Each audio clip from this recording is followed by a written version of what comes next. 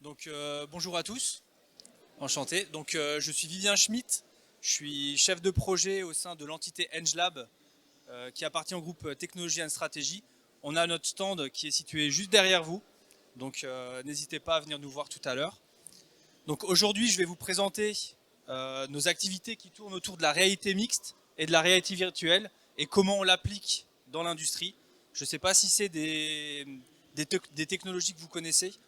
Nous, on a un petit retour d'expérience par rapport à ces activités-là, donc je vais vous les présenter aujourd'hui. Donc tout d'abord, je vais quand même vous présenter ENGLab. Donc qu'est-ce que c'est ENGLab? Donc c'est un bureau d'études sous le terme Engineering Laboratory, d'où le nom ENGLab. Donc c'est porté par le groupe Technology and Strategy. On compte au sein de TNS 22 agences réparties dans 8 pays avec à peu près 3000 employés. ENGLab, c'est la partie bureau d'études qui est portée par le groupe TNS, qui est situé à Strasbourg et qui a réalisé un chiffre d'affaires de 4 millions d'euros en 2021. Donc on est notamment partenaire NI, on est Silver Partnership. On a aujourd'hui une cinquantaine d'ingénieurs et de techniciens. On réalise 20% de R&D au sein de notre activité. On a 1500 mètres carrés de zones pour faire à la fois de l'étude et de la réalisation. Et on est ISO 9001 et ISO 13485. Donc, la carte d'identité d'ENGLab, qu'est-ce que c'est? C'est des compétences bien spécifiques autour du logiciel embarqué, de l'électronique, du hardware, de l'automatisme, donc on a une grosse compétence en automatisation, le développement mécanique, à la fois la conception de produits, la conception de process industriels, et aussi toute une brique autour du test et de la validation. On a 3 piliers, on est basé sur 3 piliers, donc le développement produits mécatroniques, le test et la validation. Donc aujourd'hui, une grosse partie de nos activités sont tournées autour de la machine spéciale et de la réalisation de bandes test et de validation. Mais on a également en interne un laboratoire d'essai sur lequel on valide nos produits et aussi ceux des clients. Concernant la partie industrialisation, donc c'est la partie qui va nous concerner aujourd'hui sur la partie réalité virtuelle, réalité mixte. Donc on travaille à la fois sur l'organisation industrielle, c'est-à-dire le process, l'implantation, AMDEC, donc tout ce qui tourne autour du lean manufacturing, donc toutes ces choses-là, c'est ce qu'on appelle l'organisation industrielle classique, mais on travaille également sur des briques technologiques qui tournent autour de l'industrie du futur, qu'on propose aujourd'hui autour d'un démonstrateur qui est situé derrière vous, donc de la cobotique, de l'IoT, de la RFID, de la cybersécurité, de l'automatisme, de la réalité virtuelle et de la réalité mixte. Donc, je vais passer rapidement sur cette diapo. Donc, c'est ce que je viens de dire. L'organisation industrielle classique, la machine spéciale, l'automatisme, la simulation numérique, la partie digitalisation, numérisation. Enchanté. Asseyez-vous, prenez place. Il y a toujours des retardataires. Donc, ce que je disais, c'est que sur la partie numérisation, aujourd'hui, l'idée qu'on a à travers nos activités R&D, c'est de proposer des solutions numériques que l'on va intégrer dans l'organisation industrielle classique. Donc, au niveau VR AR, donc c'est ce qui va nous concerner aujourd'hui pour cette présentation. Donc déjà, quelle est la différence entre l'AR, la VR et la XR? Est-ce qu'il y en a qui connaissent la différence dans la salle? Je sais qu'il y en a une qui connaît, 2, voilà. Donc, petit rappel, donc la réalité virtuelle, c'est un environnement 100% virtuel dans lequel on peut interagir, dans lequel on va pouvoir simuler des situations réelles, mais dans un environnement virtuel. Et tout cela à travers un casque de réalité virtuelle. La réalité augmentée, c'est une superposition d'éléments virtuels sur un élément réel. Donc on va interagir avec l'environnement réel à travers des marqueurs. Donc ça peut être du QR code, la détection d'un objet. Ensuite, l'affichage de cet élément virtuel se fait sur une plateforme mobile, style téléphone ou tablette. La réalité mixte. Donc la réalité mixte, c'est la combinaison de la réalité virtuelle et de la réalité augmentée. Donc on effectue de la réalité mixte à travers un casque. Aujourd'hui, tout le monde connaît le casque HoloLens, qui est une référence en la matière.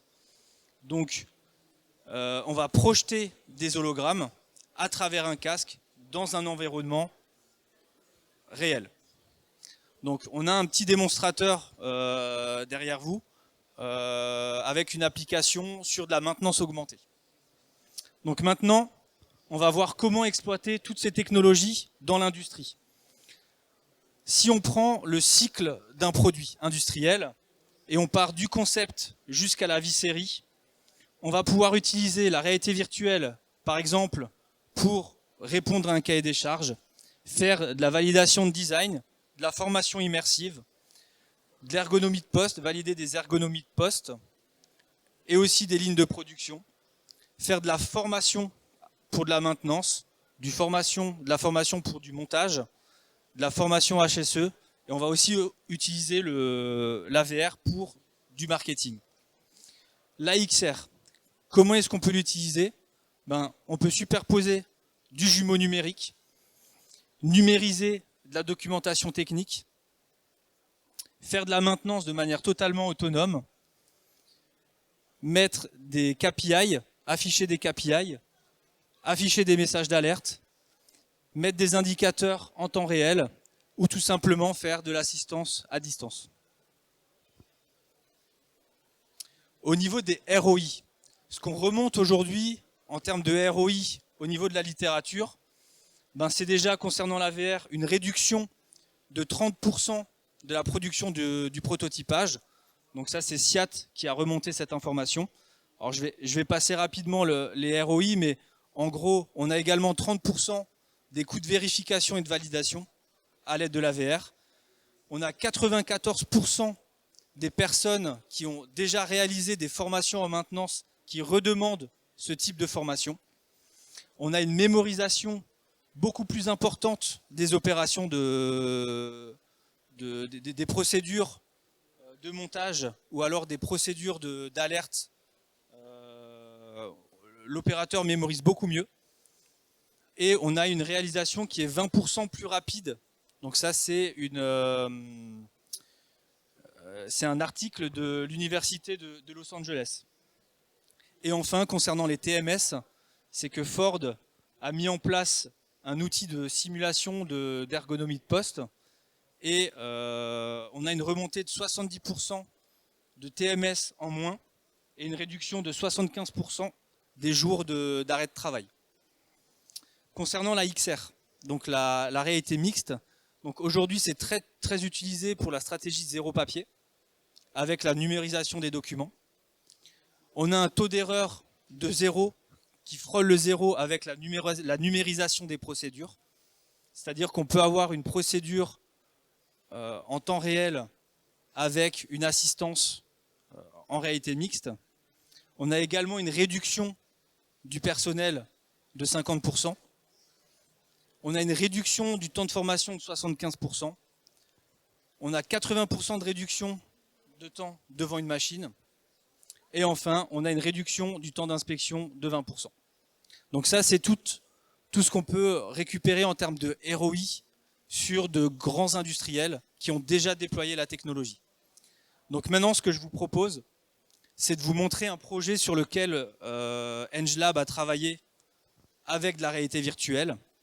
Donc dans le cadre de la relocalisation d'une ligne de production en France, ENGELab a travaillé sur le développement d'un nouveau produit et de la ligne de production. Donc c'est-à-dire que le client nous a demandé de concevoir un nouveau produit et de réaliser l'ensemble de la ligne de production.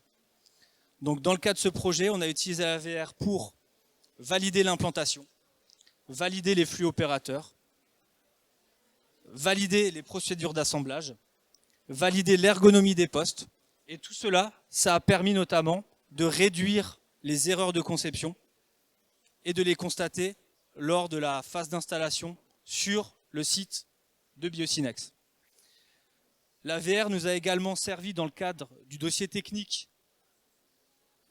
d'un support Amdec, c'est-à-dire qu'on a pu se mettre dans des conditions de production et de générer des problématiques qu'on retrouve souvent en méthode. Enfin, on a pu estimer des temps de cycle et on a formé des opérateurs de production, des futurs opérateurs de production, à la fois sur les procédures de montage et sur les flux de production. Et pour en revenir à ce dernier point, ce qu'on a constaté, c'est que les gens qui ont été formés sur l'application en réalité virtuelle étaient 2 fois plus rapides que les gens qui n'ont pas été formés en réalité virtuelle lors du démarrage de la production. Concernant le cas d'usage de la XR, aujourd'hui, on retrouve très peu d'applications de ce type-là, mais nous, on a mis en place un démonstrateur R&D qui va nous permettre d'identifier un équipement, donc c'est l'équipement que vous retrouverez derrière vous, qui va permettre de générer de la data, de récupérer de la data et de les afficher, d'afficher de la documentation technique qui appartient du coup à l'équipement qu'on est venu marquer. On a également des procédures de maintenance type à cet équipement. On peut visualiser les composants de cet équipement et on peut faire de l'assistance à distance. Donc, n'hésitez pas, si vous voulez tester, si vous avez plus d'informations, à venir nous voir sur le stand K17. On est juste derrière vous. Donc, si vous avez des questions, n'hésitez pas. Il y a des questions ? Merci beaucoup.